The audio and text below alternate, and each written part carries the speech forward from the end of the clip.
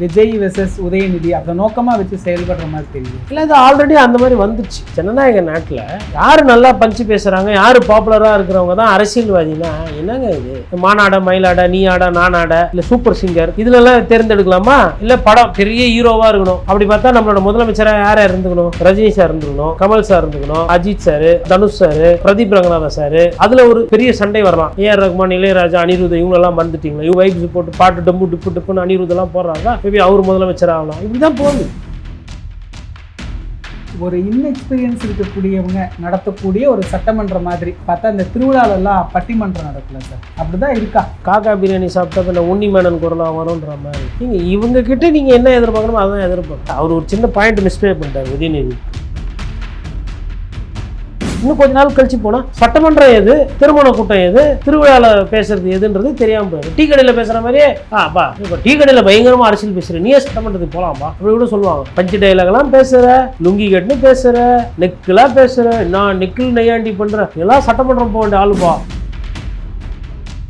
வெள்ளை அறிக்கையை வெளியிட்டது, அது தொடர்பாக பட்ஜெட்ல எது இல்லைன்னா ஆதாரப்பூர்வமாக சில ஐடிவிங்கெல்லாம் வருது. வாக்குறுதிகள் எதுவுமே இடம் பெறலை. இதை பற்றி எதுவும் பேச மாட்டேங்கிறாங்களே சார். இல்லை, எதுக்கு இதை பற்றி பேசினா அதெல்லாம் ஒத்துக்கிற மாதிரி ஆயிரும் இல்லையா, ஏற்றுக்கிற மாதிரி ஆயிரும். இப்போ பொறுத்தவரைலாம் இல்லை இல்லை இல்லை. இன்னும் ஜெயலலிதா 100 யூனிட் கொடுத்தாங்கன்னா 100 யூனிட் ஃப்ரீனா 100 யூனிட் ஃப்ரீ பிரதிபலிச்சு தெரிஞ்சுது. கலைஞர் கருணாநிதி அவர்கள் வந்து கரண்ட் ஃப்ரீயா கொடுத்தாரு விவசாயிக்கு. கண்ணெதிரில் தெரிஞ்சுது. ஆமா, ஃப்ரீ கரண்ட் 0ன்னு வரும் கரண்ட் பில்லு விவசாயத்துக்கு. நீங்க கொடுத்த 200 யூனிட் எங்க போச்சுன்னே தெரியலையா? 200 யூனிட் காணும். பிளான் பண்ணிருக்கீங்க அதிகாரிகளோட சேர்ந்து. ஆனா தேர்தலுக்கு முன்னாடி இப்படி சொல்லுங்க.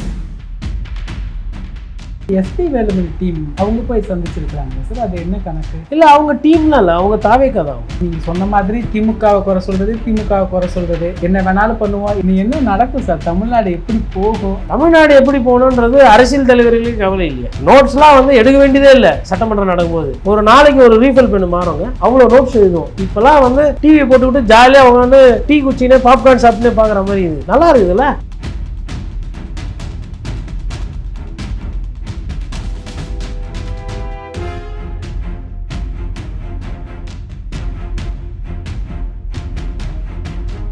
நேயர்களுக்கு வணக்கம். இன்று நம்முடைய மூத்த பத்திரிகையாளர் திரு கோட்டீஸ்வரன் அவர்கள் இணைந்துள்ளார்.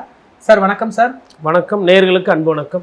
விஜய் வெர்சஸ் உதயநிதி அப்படி மாற்றி ஒரு களத்தை கொண்டு வரணும், அதை நோக்கமாக வச்சு செயல்படுற மாதிரி தெரியுது. இல்லை, இது ஆல்ரெடி அந்த மாதிரி வந்துருச்சு. ஆல்ரெடி வந்து இப்போ அந்த என்னைக்கு நீங்கள் வந்து உதயநிதி வந்து ஒரு கருத்து சொன்னதுக்கு போய் நீங்கள் கைது சொல்கிறீங்களோ, அப்போ நீங்கள் வந்து பர்சனலாக கமெண்ட்ஸு, பர்சனலாக இது இவருக்கு ஆதரவாக ஒரு சில நடிகைகள் கருத்து போடுறாங்க, அவருக்கு ஆதரவாக ஒரு சில நடிகர்கள் கருத்து போடுறாங்க. என்ன நடக்குதுங்க? பஞ்சு டைலாக் போட்டி நடக்குது. ஜனநாயக நாட்டில் யார் நல்லா பஞ்சு பேசுகிறாங்க, யார் பாப்புலராக இருக்கிறவங்க தான் அரசியல்வாதினா என்னங்க இது? மாநாட, மயிலாட, நீ ஆட, நான் ஆட, இல்லை சூப்பர் சிங்கர் இதிலெல்லாம் தேர்ந்தெடுக்கலாமா? இல்லை படம் பெரிய ஹீரோவாக இருக்கணும். அப்படி பார்த்தா நம்மளோட முதலமைச்சராக யார் இருந்துக்கணும்? ரஜினி சார் இருந்துக்கணும், கமல் சார் இருந்துக்கணும், இப்போ விஜய் சார், அப்புறம் அஜித் சார், அப்புறம் தனுஷ் சார், அப்புறம் பிரதீப் ரங்கநாதன் சார். அப்புறம் வேணால் அதில் ஒரு பெரிய சண்டை வரலாம். ஏஆர் ரஹ்மான், இளையராஜா, அனிருத் இவங்களெல்லாம் வந்துட்டீங்களா? இவங்கெல்லாம் பாப்புலர். அவங்களும் நாளைக்கு மீம்ஸ் போட்டு வைப்ஸ் போட்டு பாட்டு டம்பு டிப்பு டிப்புன்னு அனிருத்தெல்லாம் போடுறாருன்னா மேபி அவர் முதலமைச்சர் ஆகலாம். இப்படி தான் போகுது. அரசியல்ன்றது இது கிடையாது. அது ஒரு துறை. அது வந்து ஒரு சந்தோஷத்தை கொடுக்குற ஒரு சினிமா துறை. அது அவ்வளோதான். அது அரசியல்ன்றது மக்களோட பிரச்சனை, மக்களோட வாழ்வியல் பிரச்சனை, வாழ்வாதாரம், தமிழ்நாட்டினுடைய உரிமைகள், சட்டம் ஒழுங்கு தெரியணும், சட்ட போராட்டங்கள் நடத்த வேண்டியிருக்கும், அமைச்சரவை நடத்தணும், தொலைநோக்கு பார்வைகள் இருக்கணும், எவ்வளோ விஷயம் இருக்குங்க. அப்போது ஒருத்தர் நமக்கு பிடிக்குதுன்றதுனால ஓட்டு போடுற அந்த தன்மை என்பது வந்திருக்கு. அது ஒன்றும் நம்ம என்ன பண்ண முடியாதுங்க. வெள்ளை அறிக்கையை வெளியிட்டது, அது தொடர்பாக பட்ஜெட்ல எது இல்லைன்னா ஆதாரப்பூர்வமாக சில ஐடிவிங்கெல்லாம் வருது. அதே மாதிரி வாக்குறுதிகள் எதுவுமே இடம் பெறலை. அதை பற்றி அவங்க எதுவும் பேசலை. மின்சார கட்டணம் உயர்வு, அவங்க தாவேக்காக்கு ஓட்டு போட்டவங்க ஒரு அம்மாவே கதறதெல்லாம் நம்ம பார்க்குறோம். இதை பற்றி எதுவும் பேச மாட்டேங்கிறாங்களே சார். இல்லை, எதுக்கு இதை பற்றி பேசினா அதெல்லாம் ஒத்துக்கிற மாதிரி ஆயிரும் இல்லையா, ஏற்றுக்கிற மாதிரி ஆயிரும். நம்மளை பொறுத்தவரைலாம் இல்லை மின்சாரத்தில் தடை இல்லைன்னா ஃபஸ்ட்டு. அப்புறம் மின்சார தடை இருக்குன்னு நிறைய பேர் போராட்டம் பண்ணாங்க. இப்போ கொஞ்சம் மழை கீழே பெய்யறதுனால கொஞ்சம் அந்த ஏசி போகிறதுக்கெல்லாம் கொஞ்சமாக குறையிறதுனால அந்த மின்சார தடை என்பது தானாக சரியாகிறது. அதாவது டிமாண்டு வந்து குறையுது. டிமாண்டு குறையும் போது அந்த மின்சார தடை வந்து இன்னும் ஃபுல்லாலாம் போகலை. முன்னாடி ஒரு 20 நாளைக்கு முன்னாடி இருந்ததை விட இப்போது இதாகிருக்கு. இன்னொன்று இது விண்டு பிக்கப் ஆகிற நேரம், அதனால் வந்து அது ஒரு அட்வான்டேஜ். ரெண்டாவது வந்துட்டு பார்த்தீங்கன்னா உங்களுக்கு கரண்ட் பில்லு கூட்டி இருக்குது அப்படின்னா ஒரு 3 லட்சத்துக்கு மேலே மீட்டர் கூட்டி இருக்கிறது அரசாங்கமே சொல்லுது. அப்போ ஆக்சுவல் எண்ணிக்கை வந்து கூட இருக்கும். இன்னொன்றுங்க, மக்கள் வந்து எல்லாரும் எதுக்கு வந்து இப்போ நம்ம கருத்து சொன்னால் கைது செய்கிறாங்க, பிரச்சனை வருது, போராட்டம், தேவையில்லாத தலைவலின்னு சொல்லிட்டு நிறைய பேர் மனசு கஷ்டத்தோடு கட்டிட்டு போயிடுவாங்க. எல்லாரும் எடுத்து வந்து இன்ஸ்டாலேயோ இல்லை ஃபேஸ்புக்லேயோ வந்து என்னங்க இந்த மாதிரி கரண்ட் பில்லு 2000 வந்தது, இப்போ 4000 வருது, என்னான்னு பண்ண மாட்டாங்க. இன்னொரு பார்த்தா ஒரு 5 பேர் தங்கியிருக்கிற இடத்துலலாம் 20,000 வருது கரண்ட் பில்லு. ஏங்க 20,000ன்றது வந்து அந்த காசை வந்து அவங்க வீட்டுக்கு அனுப்பிச்சாங்கன்னா அந்த மாதத்துக்கு தேவையானதெல்லாம் நல்லா ஆடம்பரமாக கிராமத்தில் செலவு பண்ணுவாங்க. அந்த 20,000 30,000 மிச்சம் பண்ணி அனுப்புறதுக்காக இங்கே மெட்ராஸில் வந்து நல்ல சாப்பாடு இல்லாமல், தண்ணி இல்லாமல், நல்ல துணியை போட்டுக்காமல் எவ்வளோ பேர் வண்டி ஓட்டுறாங்க, எவ்வளோ பேர் கஷ்டப்படுறாங்கன்றத நான் டெய்லி பார்க்குறேன். நீங்கள் வந்து என்னன்னா பொறுப்பெடுத்துக்காத முறையில் பேசுகிறீங்க. அம்மையார் ஜெயலலிதா 100 யூனிட் கொடுத்தாங்கன்னா அந்த கையெழுத்து போட்டோன்னா அடுத்த மாதம் அது பிரதிபலிச்சுது. 100 யூனிட் ஃப்ரீனா 100 யூனிட் ஃப்ரீ பிரதிபலிச்சுது, தெரிஞ்சுது. கலைஞர் கருணாநிதி அவர்கள் வந்து கரண்ட் ஃப்ரீயாக கொடுத்தாரு விவசாயிக்கு, அது தெரிஞ்சுது, கண்ணெதிரில் தெரிஞ்சுது. ஆமாம், ஃப்ரீ கரண்ட் பில்லு இல்லை, ஜீரோன்னு வரும் கரண்ட் பில்லு விவசாயத்துக்கு பண்ணுறது தெரிஞ்சுது. நீங்கள் குத்த 200 யூனிட் எங்கே போச்சுன்னே தெரியலையே. எங்கே 200 யூனிட் காணும்? யாரை கேட்டாலும் எனக்கு வரலன்றாங்க. அப்போ 500 யூனிட் எல்லாம் ஒரு யூனிட்டு, அதுக்கு கீழே போனால் அப்போ பிளான் பண்ணியிருக்கிறீங்க அதிகாரிகளோடு சேர்ந்து. ஆனால் தேர்தலுக்கு முன்னாடி இப்படி சொல்றீங்க. மாதம் 200 யூனிட்னா யோசிச்சு பாருங்க எவ்வளோ. ஆஹா சூப்பர், இது எல்லாம் யார் சொல்கிறா? விஜயண்ணாவே சொல்லிட்டாரு, இதை விட வேறு என்ன வேணும் அப்படி இருந்தாங்க. ஆனால் நிஜத்தில் பார்க்கும்போது பார்த்தா 200 யூனிட்டை காணும். அம்மையார் ஜெயலலிதா கொடுத்த 100 யூனிட்டு இன்னும் பேசுது. கலைஞர் கொடுத்த இலவச மின்சாரம் விவசாயிக்கு இன்னும் பேசுது. உங்களுது எங்கே போச்சு? ஆல்ரெடி கரண்ட்டில் வந்து கடைசியாக வந்து செந்தில் பாலாஜி சொன்னார், மாதம் யூனிட் கொண்டு வரும். அது செய்ய முடியல அவங்களால. அதெல்லாம் தான் அவங்க தோற்றதுக்கும் ஒரு காரணம். இது மாதிரி நிறைய விஷயம் நீங்கள் சொல்லிட்டு செய்யலைன்னா இல்லை. இதேமாரி 2000 பணம் 2500 தரதா சொன்னீங்க. அட்லீஸ்ட் இப்போவாச்சு எப்போன்னு சொல்லிட்டா அதை பற்றி கேட்க மாட்டாங்க. நிதி நிலைமை மோசமாக இருக்குது 2 வருஷம் கழிச்சு, இல்லை பாராளுமன்ற தேர்தலுக்கு முன்னாடி உங்களை வந்து கேட்டால் கரண்ட்டு ஏறி போச்சு, அந்த 2500 பணம் எங்கன்னு கேட்டுருவீங்க. அதனால் தேர்தலுக்கு ஒரு 2 மாதம் முன்னாடி போடுவோம். அது அப்படி சொல்லாமல் ஏதோ அன்றைக்கி பார்த்தா எதனா ஒரு பெரியார் பிறந்தநாள் இருக்கும், இல்லை அம்பேத்கர் பிறந்தநாள் இருக்கும், இல்லை அண்ணா பிறந்தநாள் இருக்கும், 2029 அவரோட பிறந்த நாளை ஒட்டி அப்படியாச்சும் ஜாடமாடியாக சொல்லிட்டு போங்க, யாரும் கேட்க மாட்டாங்க. ஆடு மாடு திட்டம் செலக்டிவாக கொஞ்சமாக கொடுக்குறீங்க. அதெல்லாம் 100 கோடி 110 கோடியில் பண்ண வேண்டிய ஸ்கீம் இல்லை, அதெல்லாம் 5000 கோடியில் பண்ண வேண்டிய ஸ்கீம். ஏன்னா ஆடு வந்து என்ன நடக்கும்னா, அரசு வாங்கி பெண்கள்கிட்ட, தாய்மார்கள்கிட்ட, நம்ம வீட்டில் இருக்கிற பெரியவங்க கிட்ட கொடுக்க போகிறாங்க. வயசானவங்கன்னு வச்சுக்கோங்களேன். அவங்க என்ன பண்ண போகிறாங்க? ஆடு ஆட்டிமா டெய்லி மேய்ச்சின்னு இருக்க முடியும். 2 மாதத்துக்கு ஒன்று வெட்டுறதுக்கு குத்துருவாங்க. தீபாவளிக்கு கறி, கிறிஸ்மஸ்க்கு கறி, பொங்கலுக்கு கறி, பக்ரீத்துக்கு கறி, ரம்ஜானுக்கு கறி, பிரியாணியில் போகுது. காசு இன்ஸ்டண்ட்டாக கேஷ் ரிவர்ஸில் வரப்போகுது. ராஜஸ்தான்லேருந்து எதுக்கு ஆடு வருவானே, ஆந்திராவிலேருந்து எதுக்கு ஆடு வருவானே, அரசே வாங்கி கையில் கொடுத்து ரொட்டேஷன் ஆஃப் மணி. புரியுதுங்களா? இதெல்லாம் வந்து எப்படின்னா குயிக்காக பப்ளிக்கோட பாவர்ட்டியை வந்து எலிவேட் பண்ணும். அதில் எதனா ஒரு ஆடு வந்து இப்போ ஒரு 2 குட்டி போடுற ஆடு, 3 ராசி ஆடுன்னுவாங்க. இப்போ அந்த மாதிரி எதனா ஆடு ஒன்று அமைஞ்சிச்சுன்னா அதை விற்க மாட்டாங்க. குட்டி போடுது, இதுக்கு நம்ம புல்லு போட்டு இதை வளர்ப்போம், ஆத்தா இது விற்க வேண்டாம் அப்படின்னு அப்படி நின்று போயிடும். இல்லை ஒன்று இருக்கும். இதே மாடு கொடுக்குறீங்களா, மாடு விலை ஜாஸ்தி ஆகி போச்சு. அந்த காலைல ஒரு 4 லிட்டரு, சாயந்தரம் ஒரு 3 லிட்டரு, இல்லை ஒரு 2 லிட்டரு, 6 லிட்டரை கணக்கு பண்ணி ஊட்டா ஒரு 10 மாதத்துக்கு அந்த குடும்பம் வந்து நல்லாயிருக்கும், பிரச்சனை இருக்காது. அது வந்து நெல் அளவு கூட கஷ்டம் கிடையாது. கிராமங்களில் அது பாட்டும் வளர்த்துட்டு போயிடுவாங்க. அப்போது எதை எவ்வளோ பணம் போடணும்? சோலார் பேனல் போட்டிங்க 50 கோடி சொன்னீங்க, 50 கோடி காணுமா? 50 கோடி சோலார் பேனல் எத்தனை மீட்டருக்கு போட முடியும்? அது வந்து ஒரு 5000 crore இல்லை ஒரு 6000 crore அதில் போட்டு பம்பின் பண்ணால் ஈபியோட கன்சம்ஷனாக நீங்கள் காசு வெளியில் கொடுத்து வாங்குறீங்க பாருங்கள், கரண்ட்டு அது குறையும். வட்டி கட்டுறீங்க பாருங்கள் டான்ஜெட் கோக்கு, அது குறையும். இது கூடும். ஃபஸ்ட்டு 1 வருஷம் 2 வருஷத்துக்கு கஷ்டமாக இருக்கும். 3ஆவது வருஷத்துக்கு உங்கள் அக்கௌண்ட்டு க்ரீன் ஆகும். இந்த 5000 கோடி நீங்கள் போட்டிங்க பாருங்கள் சோலார் பேனலுக்கு, அது உங்களுக்கு தூக்கி விடும். அதெல்லாம் ஒரு கணக்கு. இப்போ ஏசி பஸ் பண்ணியிருக்கிறாங்க. ஏசி பஸ் வந்து எப்படின்னா, அந்த ஒரு வகையில் அது நல்லது அரசுக்கு. எப்படின்னா ஃப்ரீ பஸ்ஸு இதுனா தான் இது. ஏசி பஸ்ஸை ஃப்ரீயாக விட முடியாது, அரசு பண்ணாதது. இப்போ ஏசி பஸ்ஸில் கூட கட்டணும். நிறைய பேர் இப்போ சென்னை பண்ணுற இடத்துலலாம் வந்து கூட கட்டணம் கொடுத்துட்டு போகும்போது போக்குவரத்து கழகங்கள் நஷ்டத்தில் போகுது. அப்போ இது என்ன பண்ணுன்னா எக்ஸ்ட்ரா வசூலை பண்ணி கொடுக்கும். இன்னொன்று என்ன பண்ணி ஏமாற்றுவாங்கன்னா இந்த ஃப்ரீ பஸ்ஸை குறைச்சிட்டு ஏசி பஸ்ஸை நிறைய விடுவாங்க வெயில் காலத்தில். அப்போ என்ன ஆகிடும்னா லாபத்தில் போய்ட்டு இன்னும் தனியார் கொடுக்குற மாதிரி சொல்கிறாங்க. பார்க்கும்போது ஏசி பஸ் விட்டாருப்பா அப்படின்ற மாதிரி தோணும். அட்லீஸ்ட் இந்த மாதிரியாச்சும் பண்ணினா கூட வருவாய் பெருங்கும் ஏதோ ஒன்று விசிபிளாக பண்ணணும். அப்போது அவங்களுக்கு வந்து இங்கே எல்லாத்துக்கும் அனுபவம் இருக்கணும்னு கிடையாது. ஏன்னா அனுபவசாலியாக அதிகாரிகள் இருக்கிறாங்க, நிறைய டேலண்ட் இருக்குது. இல்லை எல்லாரையும் கூப்பிட்டு நம்ம சப்ஜெக்டை புரிஞ்சிக்கணும். ஒரு 2.5 மாதம் ஆகியும் இன்னும் சப்ஜெக்டு புரியல, மக்கள் பிரச்சனை புரியல, இன்னும் டைம் வேணும்னா எவ்வளோ டைம் வேணும்? சரி 6 மாதம், சரி லாக்அப் டெத்துக்கு டைம் வேணுமா? இப்போ அனுபவம் இருந்து தான் லாக்அப் டெத்தில் அன்றைக்கி நீங்கள் அஜித்துக்கு குரல் குத்திங்களா? அன்றைக்கி யார் இதை விட அனுபவம் கம்மி. அப்போது எதிர்கட்சியில் இருக்கும்போது கேட்க தெரியுது, ஆனால் ஆளுங்கட்சி ஆனவனா அமைதி ஆகணுன்ற அளவுக்கு அரசியல் தெரியுது. அப்போ இது என்ன வேலை? ஏன் யார் லாக்அப் டெத்து வந்த உடனே அந்த ஸ்டேஷனு அங்கே இருந்தவங்க சுற்றி கித்தி எல்லாரையும் வந்து சஸ்பெண்டு. ரொம்ப முக்கியமாக சந்தேகம் வரும் டிஸ்மிஸ். அவங்க போட்டோம் டிஸ்மிஸ் பண்ண முடியாது அரசால், டைரெக்டாக கோர்ட்டுக்கு போவாங்க.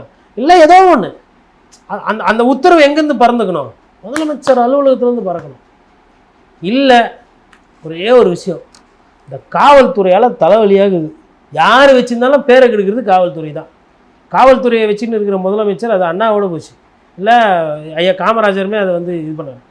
அவங்க பீரியடில் தான் அது ஏதோ ஓரளவுக்கு இருந்தது. அதுக்கப்புறம்லாம் அது இட்ஸ் பிகமிங் அது காவல்துறையோட ஈரல் கெட்டு போச்சுன்றது புதுசாக யாரும் பேசலை.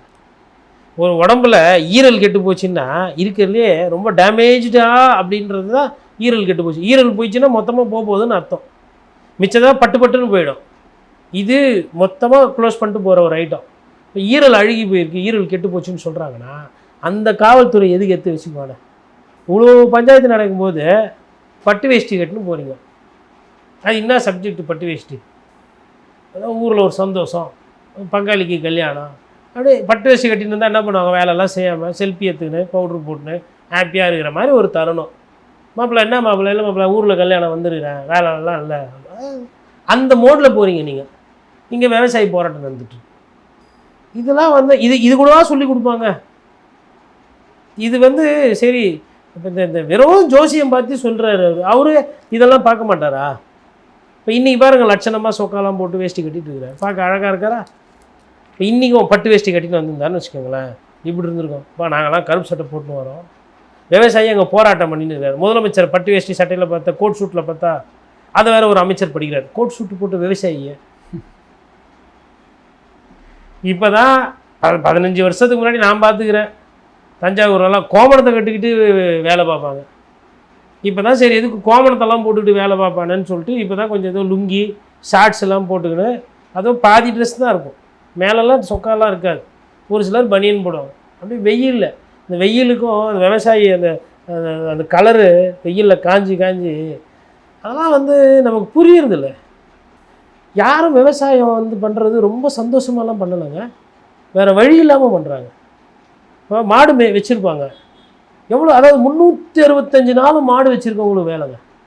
காலையில் மாட்டை பார்க்கணும், தண்ணியை வைக்கணும், கழுவணும், புல்லை போடணும், வைக்கணும். மத்தியானம் திருப்பி மறுபடியும் 3 மணிக்கு புல்லை போடணும், வைக்கணும், புண்ணாக்க வைக்கணும், பாலை கறக்கணும், சாணியை வாரி போடணும். திருப்பி மறுபடியும் மறுநாள் காலையில் விடிஞ்சால் மறுபடியும் 5 மணிக்கு அதிகம் பண்ணும், திருப்பி சாயந்தரம் 4 மணிக்கு அதிகம் பண்ணும். இப்படி 365 நாளும் ஒரு வேளை மாடு கறக்காம விட முடியாது. நம்மலாம் சனி ஞாயிறு வந்தால் பிரேக்கு கேட்குறோம், வெக்கேஷன் கேட்குறோம். 5 மணிக்கு மேலே நம்ம வண்டி ஓடுறதில்ல, 6 மணிக்கு மேலே பிரேக்கு. இப்போ தெரிஞ்சால் நம்ம அது புரியும்ல. மீனவர் பிரச்சனை கடலில் அந்த அந்த வெயில் அது அப்படி இருக்கும். எல்லாராலையும் போட் எடுத்துன்னு போக முடியாது கடலில். இந்த கடலுக்கு பார்வை இருக்கணும் ஒரு மீனவனுக்கு. என்ன வேணால் அவங்க உயிருக்கு உத்தரவாதமே கிடையாது, உயிருக்கு உத்தரவாதம் கிடையாது. கடலுக்கு போயிட்டா கண்டிப்பாக திருப்பி வந்துடுவாங்கன்றது உத்தரவாதம் கிடையாது. அந்த மாதிரி கஷ்டமான வேலை. நானும் மீனவன் தான் அப்படி இப்படின்னு சொல்லி 20,000 ரூபா பணம் சொல்லிவிட்டு பேசிவிட்டு, சரி அவங்க பாப்புலேஷன் ஜனத்தொகை கம்மி, கொத்தா போட்டாங்களப்பா உங்களுக்கு ஓட்டு தூத்துக்குடியிலலாம். இல்லைனா ஜெயிக்கிறவங்களா தாவேக்காலாம் மீனவர்கள் போட்டான் 20,000 ரூபா. நீங்கள் சொன்னது தான். சரி 8,000 ரூபா இருக்குது, அன்றைக்கே கொஞ்சம் புத்திசாலி தானம்மா, 10,000 ரூபா சொல்லியிருக்கலாமா? 8,000 9,000 கிட்ட இருந்தால் சரிப்பா அடுத்த வருஷம் 1000 ரூபா போடுவாருன்னு கூட கணக்காயிரும். 8,000 எங்கே இருக்குது, 20,000 எங்கே இருக்குது? அப்புறம் இப்போ கப்சுப்புன்னு இருக்கிறீங்க, பேச்சே கிடையாது. ஆனால் வந்து வாக்குறுதி தானே அப்படின்னு அடிச்சு விட்டாச்சு. திமுகவை குறை சொல்லியே தான் ஓட்டணும் அரசியல். இந்த தேர்தலில் அறிவித்ததெல்லாம் அவங்க செய்கிற மாதிரி தெரியல. இன்னொரு பக்கம் இந்த எஸ்பி வேலுமணி டீம் அவங்க போய் சந்திச்சிருக்காங்க சார், அது என்ன கணக்கு? இல்லை அவங்க டீம்லாம் இல்லை, அவங்க தாவேக்கா தான். அவங்க டீமில் தாவேக்கா தான். ஏங்க கட்சியிலேருந்து வந்து நீக்கப்படுறாங்க, அப்புறம் சேர்க்கப்படுறாங்க, அப்புறம் பொறுப்பு வந்து அந்த பொறுப்பு இல்லாமல் வேறு பொறுப்பு கொடுக்குறாங்க, போகிறாங்க. சந்தை அதுக்கு நடத்தாமல் இருக்க முடியாதுல்ல. பொருள் விற்கணும், வாங்கணும், 4 பேர் வரணும், போகணும். அந்த மாதிரி அவங்க போய் பார்ப்பாங்க, கொள்வாங்க. அதெல்லாம் வந்து இபிஎஸை பொறுத்தவரைலாம் எடப்பாடி என்ன சொல்கிறாருன்னா, அதெல்லாம் போயிடுச்சு, நீங்கள் இனிமேல் அணிலாம் சொல்லாதீங்க. அவர் அவங்கக்கிட்ட போய் சொல்கிறாங்களா என்னென்ன, எப்பா போ, அதெல்லாம் முடிஞ்சிச்சுப்பா, இருக்கிறது இதான் அதிமுக. இதில் என்ன பண்ணணும், இதில் யாருன்னா அடுத்து மாவட்ட செயலர் ஆகணுமா, கட்சி வேலை செய்கிறியா, அம்மா பெருமை பேசுகிறியா, ரெட்டலைக்காக நிற்கிறியா, பேசிப்போ. அவரு போகிறாரு, இவர் போட்டோம், சம்பாரித்தவங்களாம் போட்டோம், அவர் சொத்தை பாதுகாக்க கூட போவாங்க, போய்கிட்டோம், உங்களுக்கு என்னன்றாராம். நானும் கேட்டேன் இந்த கேள்வியை, என்னங்க இது இப்படியே இருந்தால் எப்படிங்கண்ணா, அடுத்த லெவல் போயிட்டாப்புல இபிஎஸ். இன்னும் யாருன்னா இன்னும் 2 பேர் ஊழல் குற்றச்சாட்டுக்கு அவங்களுக்கு வேணுமா, இல்லை வேறு எதனா வேணுமா, அதிகமாக இப்போ 5 வருஷத்தில் சம்பாதிக்கணும், அந்த மாதிரி யாருன்னா இருக்குமா, இன்னும் போ. ஏன்னா மத்திய அரசு கேட்குற மாதிரி தெரில, குதிரை பேர் அரசியல் கவர்னர் கண்ணு மூடின்னு இருக்கிறாரு, யாரும் கேட்குற மாதிரி இல்லை, போட்டோம் அப்படின்ற நிலைமையில் அவர் இருக்கிறாரு. நம்ம என்ன பண்ண முடியாது. அவங்க சொல்கிறதெல்லாம் வச்சு பார்க்கும் பொழுது ஒரு இன்எக்ஸ்பீரியன்ஸ் இருக்கக்கூடியவங்க நடத்தக்கூடிய ஒரு சட்டமன்றம் மாதிரி பார்த்தா, இந்த திருவிழாலெல்லாம் பட்டிமன்றம் நடக்கல சார், அந்த துணி இருக்குது. அப்படி தான் இருக்கா, அப்படி விமர்சனம் வைக்கலாமா? அது ஏதோ ஒரு கருத்து ஒருத்தர் சொன்னார், காக்கா பிரியாணி சாப்பிட்டா பின்ன உண்ணி மேனன் குரலாக வரும்ன்ற மாதிரி. இவங்கக்கிட்ட நீங்கள் என்ன எதிர்பார்க்கணுமோ அதான் எதிர்பார்க்கணும். அது சரி, பழைய சட்டமன்றங்களோ சட்டமன்றத்தோட அந்த பேச்சுத்தன்மை, அண்ணா காலத்து, காமராஜர் காலத்தில், அதுக்கு முன்னாடி ராஜாஜி, அந்த தன்மை கலைஞர், அதுக்கப்புறம் எம்ஜிஆர், அது தன்மை வந்து கொஞ்சம் கொஞ்சமாக மோசமாகிட்டே தான் போகுது. கூவம் வந்து உடனே கெட்டு போகல, கடைசியாக தான் காவாவாச்சு. அது மாதிரி இது வந்து ஒரு ஸ்டேஜ், இது stage by stage by stage by stage தண்ணி மோசமாகி அது வந்து பயன்படுத்த முடியாத ஒரு தண்ணியாக மாறிச்சு தன்மை. அது மாதிரி இது வந்து போய் இன்னும் கொஞ்ச நாள் கழித்து போனால் சட்டமன்றம் எது, திருமண கூட்டம் எது, திருவிழாவில் பேசுகிறது எதுன்றது தெரியாமல் போயிடும். டீ கடையில் பேசுகிற மாதிரியே, பா இப்போ டீ கடையில் பயங்கரமாக அரசியல் பேசுகிறேன், நீயே சட்டமன்றத்துக்கு போகலாம்ப்பா அப்படி கூட சொல்லுவாங்க. அப்படியாப்பா நானாப்பா, ஆமாப்பா எவ்வளோ நல்லா பேசுகிற, பஞ்சு டைலாக்லாம் பேசுகிற, லுங்கி கட்டுன்னு பேசுகிற, நெக்கெலாம் பேசுகிற, நான் நெக்கில் நெய்யாண்டி பண்ணுற, நீலாம் சட்டமன்றம் போக வேண்டிய ஆளுப்பா, உனக்குலாம் அத்தை தப்பா வாய்ப்பு கச்சா நீலாம் போனால் எமாம்பேர் ஆளாக வரலாம் தெரியுமான்னு சொல்லுவாங்க.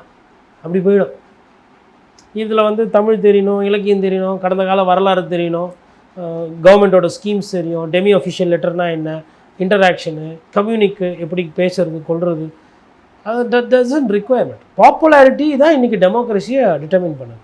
இப்போ என்ன நீங்கள் சொன்ன மாதிரி திமுகவை குறை சொல்கிறது, என்ன வேணாலும் பண்ணுவோம், எதுக்கும் அக்கௌண்டபிலிட்டி எடுக்க மாட்டோம், என்ன வேணாலும் நாங்கள் பண்ணிட்டு இருப்போம், அதுக்கு பதில் சொல்ல மாட்டோம், இப்படியே தான் இருக்க போகிறாங்க சார். என்ன ஆகும், வேறு வாய்ப்பு என்ன இருக்குது அவங்கக்கிட்ட சார்? அவங்களோட ஆயுதத்தை அவங்க வந்து அவங்கக்கிட்ட என்ன வெப்பன் இருக்கோ அதை தான் எடுத்து யூஸ் பண்ண முடியும்.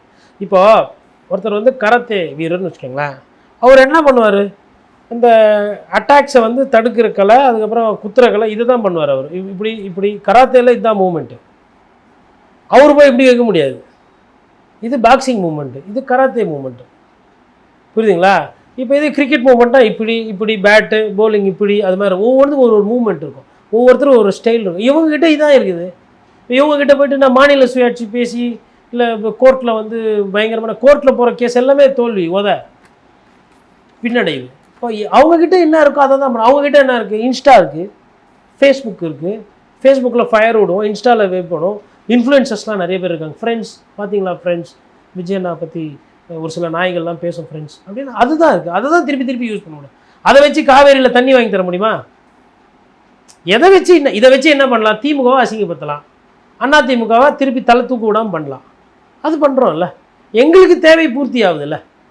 திராவிட கட்சிகள் இவ்வளோ நாள், இப்போ மோடிஜி என்ன பண்ணார், 5 வருஷம் பத்தலை, அப்புறமா இன்னொரு 5 வருஷம் பத்தலை, அப்புறமா இன்னொரு 5 வருஷம், இப்போ என்ன திருப்பி கேட்குறாரு, 60 வருஷமாக நேரு குடும்பம், ஏப்பா 10 வருஷம் நல்லா வக்கனையாக பண்ணிவிட்டு இப்போ ஒரு 5 வருஷம் இன்னமும் அதே தானே பேசுகிறாங்க. இவங்க அடுத்தது இவங்களும் இப்போ 6 மாதம் கேட்குறாங்க இல்லையா, அப்புறம் 6 வருஷம் கேட்பாங்க, பத்தாது. ஏன்னா நீங்கள் வந்து யாரும் கீழே இருந்து உங்களுக்கு வந்து ஒரு எம்எல்ஏ அவர் எவ்வளோ கஷ்டம்னு தெரியாதுல்ல. நீ என்ன நடக்கும் சார், தமிழ்நாடு எப்படி போகும், எப்படி என்ன, நான் எதுக்கு அதெல்லாம் போட்டு அவ்வளோ குழப்பிக்கணும்? நம்ம நேயர்களுக்கு நம்ம பேசுகிறோம். தமிழ்நாடு எப்படி போகணுன்றது அரசியல் தலைவர்களுக்கு கவலை இல்லையா? தமிழ்நாட்டினுடைய நிலைமையை பற்றி அரசியல் தலைவர்களுக்கே கவலை இல்லை, ஆட்சியாளர்களுக்கு கவலை இல்லை, ஓட்டு போடுற மக்களுக்கு கவலை இல்லை, நம்ம பத்திரிகையாளர் என்ன கவலைப்படுறது?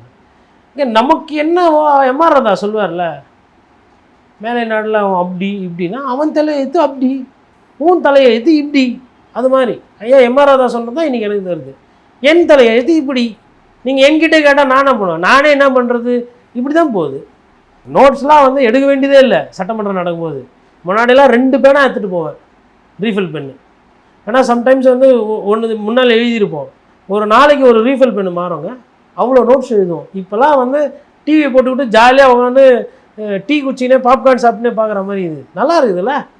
ரொம்ப ப்ரிப்பேர் பண்ண வேண்டியதே இல்லை, ஏன்னா ஃபேக்ட்ஸே இல்லை, எல்லாம் வைப்பு தான், பிளாஸ்ட்டு வைப்பு. இப்போ இன்றைக்கி பாருங்கள், இன்றைக்கி என்ன ட்ரெண்டு, அதான் டெய்லி பேப்பர் படித்தா தான் தெரியும். இதுதான் தலைப்பு செய்தி. எது பேப்பர் படிக்கிறது? இப்போ யார் டெய்லி பேப்பர் படிக்கிறது? ஆனால் அவர் ஒரு சின்ன பாயிண்ட் மிஸ்டேக் பண்ணிட்டார் உதயநிதி. முரசொலின்ற பேப்பருக்கு ஆசிரியராக வேலை பார்த்துருக்குறேன், 2 தலைங்க எழுதியிருக்கிறேன். சரி, நான் இப்போ இன்றைக்கி என்னென்ன அது காலைல பேப்பரில் என்னென்ன பேப்பர்லாம் படித்த பேரவைத் தலைவரை கொஞ்சம் கேட்டு சொல்லுவோம்.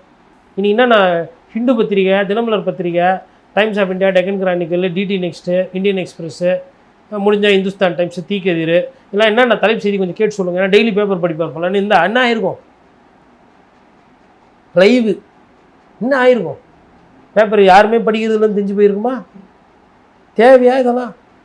சொல்கிறதுக்கு முன்னாடி நானே வந்து இது ஏன் நான் சொல்கிறேன்னா, எனக்கு இது மாதிரி பிரச்சனைகள் வந்திருக்குது.